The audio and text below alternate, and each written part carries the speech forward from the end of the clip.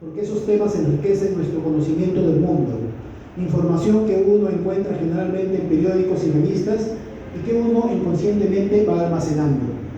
Siempre se ha dicho que las novelas se construyen con pequeños detalles, los cuales no solo se captan con nuestra experiencia vital, sino también con la lectura de este tipo de publicaciones.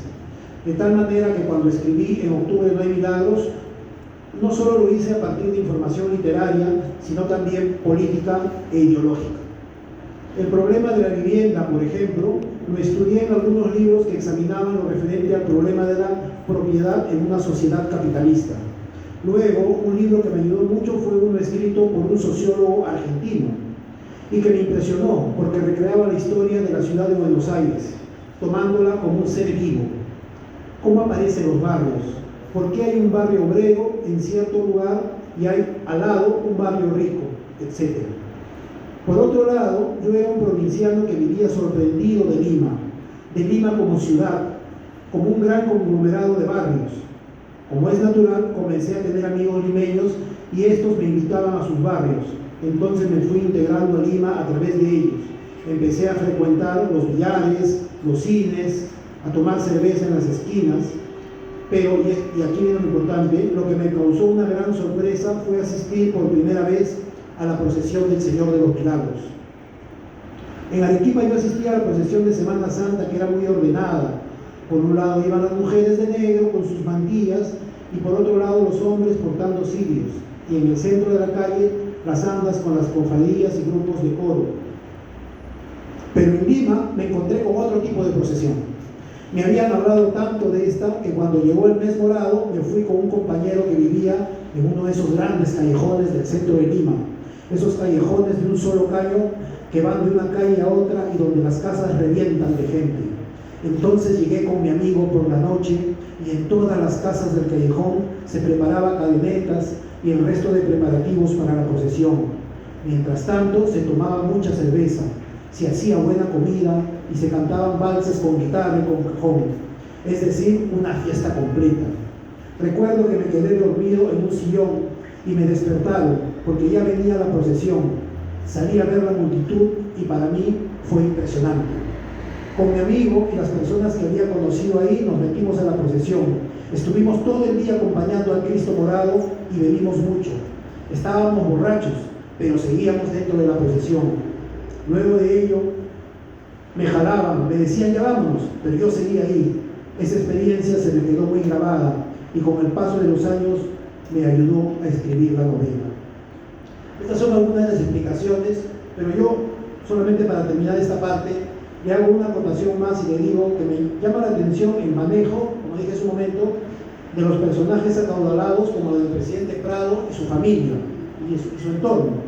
Y él me dice esto que yo desconocía o no me imaginaba.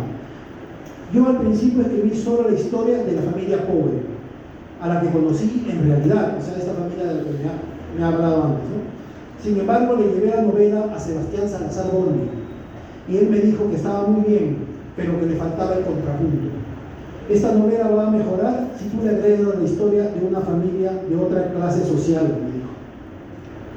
Y yo le digo, pero es sorprendente la forma como consigues ese acercamiento casi íntimo con la familia de los Prado. Y él me responde, la conseguí simplemente con las cosas que la gente hablaba sobre ellos. En ese entonces todo el mundo hablaba de los Prado, como se habla ahora de Montesinos, y de sus propiedades cuando recién lo detuvieron. Respecto a esto aparecieron muchas críticas. Decían que yo no conocía esa clase social, que lo que había escrito sobre la clase baja estaba bien, pero lo de la clase alta era muy esquemático. Eleodoro Vargas Vicuña, por ejemplo, me dijo que yo no había pintado la clase alta, sino solo lo que la gente de clase media imaginaba que era la clase alta. Pero esa era la coyuntura que existía en aquella época y yo la retraté así.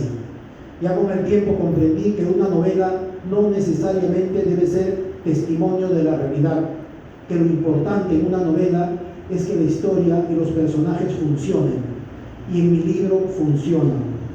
Tú sabes que la novela es una estructura, y dentro de esta estructura todas las piezas deben funcionar, y debe funcionar bien. Si yo hubiese querido escribir sobre las clases sociales, hubiera hecho un libro sobre sociología, pero lo que hice fue una novela. Lo que pasa es que hicieron esa interpretación de mi libro porque nuestra crítica literaria durante muchos años estuvo impregnada de un sociologismo desfavorable. Bueno, y si atendemos a esto último, es verdad, ¿no? Si no recordemos también la terrible crítica que le hicieron a José María Arguedas con todas las sangres, ¿no? Esa crítica que estuvo más concentrada en lo social que en lo narrativo, que en lo artístico, que en lo literario. Y Osvaldo siempre decía eso, que nunca olvidemos que una cosa es la literatura y otra cosa son los ensayos o la sociología o la filosofía o la historia, ¿no? La literatura es arte, como lo es la pintura, la música, el teatro, etc. Y por eso mismo, él, con los años estos en que yo lo conocí, estuvo tan inmerso en esta idea de que lo que él hacía era finalmente literatura, a pesar de que su posición era de clase, era socialista.